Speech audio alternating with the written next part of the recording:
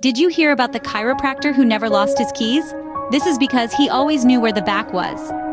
Welcome, folks, to a rib-tickling journey into the life of a chiropractor. We're cracking into the world of spinal adjustments, neck manipulations, and yes, the occasional lost keys.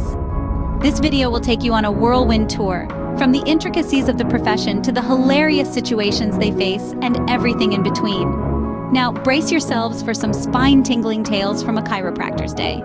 All right, let's clear up the confusion. We chiropractors are not physical therapists, and we're definitely not osteopathic physicians. We're the spine whisperers. Now, let me paint a picture for you.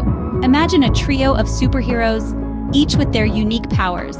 The chiropractor, the physical therapist, and the osteopathic physician. The chiropractor, that's me, has a superpower of adjusting spines, aligning joints, and making people feel like they're walking on air. We're like the body's structural engineers. We use our hands as our primary tool, and our office, well, it's more of a cracking concert hall than a traditional clinic. Next comes the physical therapist, the movement maestro. They help people regain their mobility after injuries or illnesses. Think of them as the body's personal trainers, coaching muscles and joints back into game shape.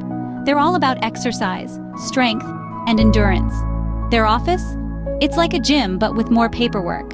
Last but not least, we have the osteopathic physician, the holistic healer. They look at the whole picture, treating the entire body, not just specific symptoms. They're more like the body's detectives, finding clues in one area that solve problems in another. Their office? It's a classic doctor's clinic, with a twist of hands-on treatment. We all have our unique roles, and we all contribute to the health and well-being of our patients in our own way. But remember, only chiropractors have the power to make your spine sing with just a touch. And here's a little secret. Even though we're different, we often work together. A patient might see a physical therapist for rehabilitation, visit an osteopathic physician for overall health, and then come to me, the chiropractor, for that final touch of alignment and balance. So, the next time you mix us up, remember, we're the ones who've got your back, literally. So, you think you can just walk in and start cracking backs? Not so fast. Becoming a chiropractor is like taking a roller coaster ride, except this ride is filled with anatomy, physiology, and a whole lot of spine-tingling excitement. It starts with a 4-year undergraduate degree, but not just any degree, one that's heavy on the sciences. Think biology, chemistry, maybe even physics. And trust me, you'll need every bit of that knowledge to understand the complexities of the human body. Next, you're off to a chiropractic graduate program, where you'll spend another 4 years learning the art and science of spine adjustments. You'll get up close and personal with terms like subluxation and manipulation. It's not a casual fling, it's a deep, committed relationship. Once you've survived the rigors of academia, you're not quite off the hook. You'll need to pass a series of board exams. That's right, not just 1, but 4. And let's not forget about the practical exam, where you'll have to demonstrate your skills in real time. It's like a final boss battle, but instead of a controller, you're wielding your knowledge and hands. But the journey doesn't end there. You'll need to get licensed in your state, which usually involves more exams. You'll be so good at taking tests, you could probably write a book on it. And once you're licensed, you'll need to keep up with continuing education. Because you know, the human body doesn't stop evolving, and neither should you. And for those who like to go above and beyond, there are specialties within chiropractic. Want to work with athletes? Become a sports chiropractor. Interested in nutrition? There's a certification for that too. It's like a buffet of knowledge, and you're invited to feast.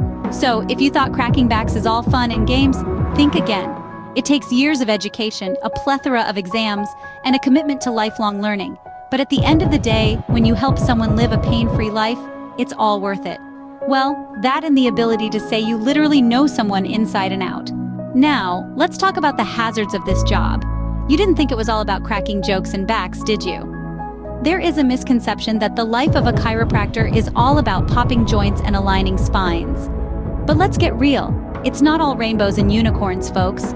Imagine trying to adjust a 6'4", 200-pound linebacker with a fear of cracking noises, or dealing with patients who are so ticklish that you can't even touch their back without setting them into fits of giggling.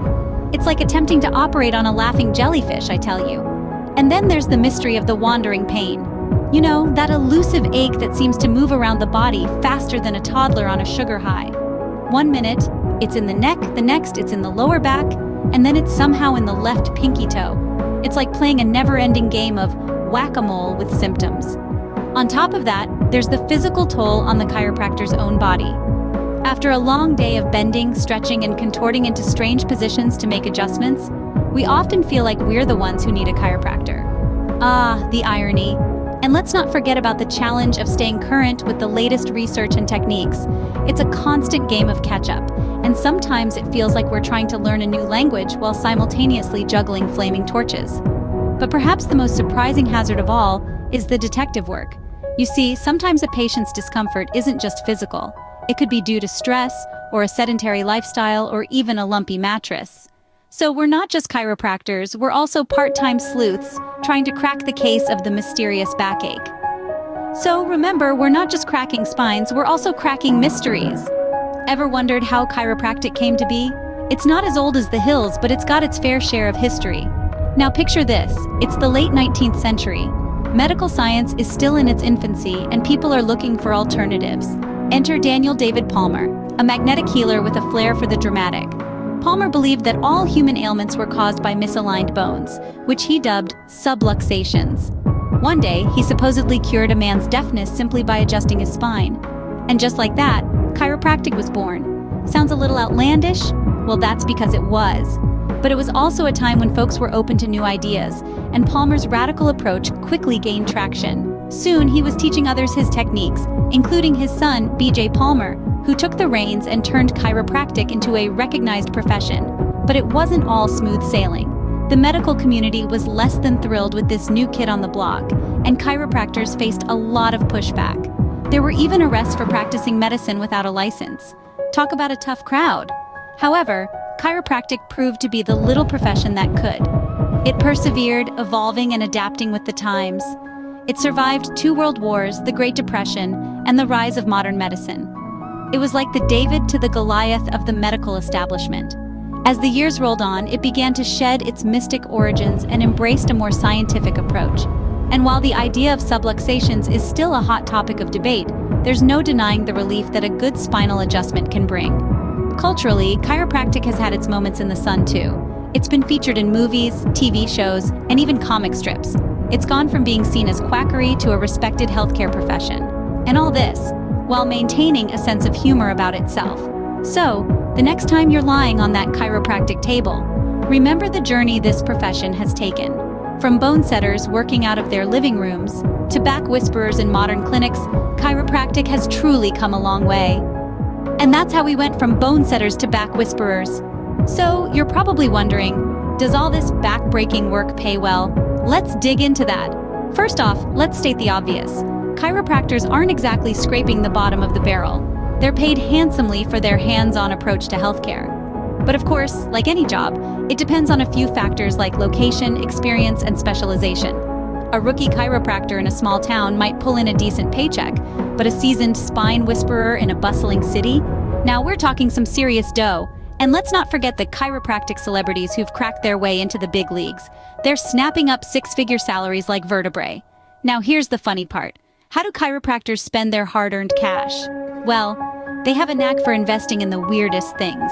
From fancy spine models that cost more than your first car, to state-of-the-art chairs that are probably more comfortable than your bed. And let's not even get started on their obsession with ergonomic everything. But in the end, it's not just about the money. It's about the fulfillment of helping people live healthier, happier lives. The satisfaction of hearing that satisfying crack, and knowing you've just made someone's day a little bit better. So it's not just about making a living, it's about making a difference. Speaking of making a difference, let's talk about how we chiropractors contribute to society. You might be thinking we're just cracking backs and making people wince, but there's so much more to it. We're like the unsung heroes of wellness, working our magic on spines and joints, all in the name of health. We address significant health issues, you know. For instance, chronic back pain. It's like the villain in a superhero movie, lurking around every corner. And who comes to the rescue? You guessed it, us chiropractors. With our trusty hands and our array of tools, we tackle the beast head-on, relieving pain and improving quality of life. And let's not forget about stress. In this fast-paced world, who doesn't have their fair share of it? But fear not, we have the power to alleviate tension, one adjustment at a time. We help people relax, reducing headaches and improving sleep. Who needs a spa day when you can visit your friendly neighborhood chiropractor? Now you might be surprised to know that we help increase flexibility too. Yes, we're not just about cracking and popping. We're like personal trainers, but for your joints. We help you bend and stretch like a pro, making everyday tasks a breeze. But let's address the elephant in the room, the perception of chiropractors. Some people think we're just glorified masseuses, or worse, witch doctors. But let me tell you, we're neither. We're highly trained professionals, committed to the health and well-being of our patients. We use scientific evidence to guide our practice, and we're constantly learning and evolving. And here's a fun fact. We're not just for humans. Ever heard of a dog chiropractor or a horse chiropractor? Yes, they exist. And they're making a difference in the animal kingdom too. So next time you think of us, remember, we're not just back crackers, we're life changers. Well, that's a wrap on our spine-tingling journey through a day in the life of a chiropractor. We've cracked open the truth about their educational journey, compared them to other professionals, and even delved into their impact on society. But remember, while their job might seem all cracked up to be, it also comes with its own snap, crackle, and pop hazards. If you found this content useful, please support us by giving us a like and subscribing to the channel. Do you agree with our take on a chiropractor's life? Comment below.